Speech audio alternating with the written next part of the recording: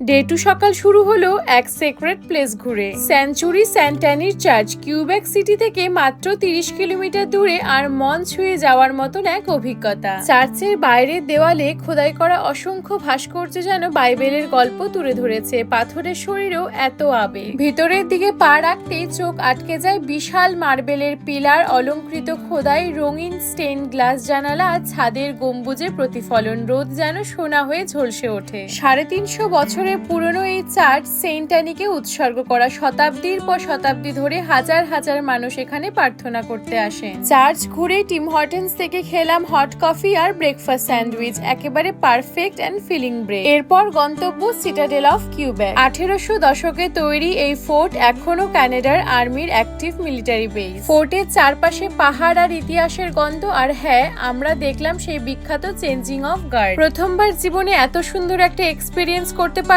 তা সত্যি হয়তো কানাডাতে না আসলে হতো না। সব ঐতিহাসিক মোমেন্টের শেষে ম্যাকডোনাল্ডস থেকে পেট পুজো করলাম বিখ্যাত ম্যাকডি বার্গার আর সফটি দিয়ে, যার স্বাদ সবসময় মন ভরিয়ে দেয়। তারপর কিউবেক সিটিকে বিদায় জানিয়ে আর অসম্ভব সুন্দর মেমোরি নিয়ে প্রায় 250 কিলোমিটার ড্রাইভ করে মন্ট্রিয়ালের পথে রওনা দিলাম। প্রায় 3.5 ঘন্টা পর মন্ট্রিয়ালে পৌঁছে আমরা চেক ইন করলাম আমাদের এয়ারবিএনবিতে। প্রায় 40 বছরের পুরনো এই বিল্ডিং। এখানেই শেষ হলো আমাদের ডে টুর প্রথম ভাগ। দেখা হচ্ছে পরের ব্লগে। টাটা।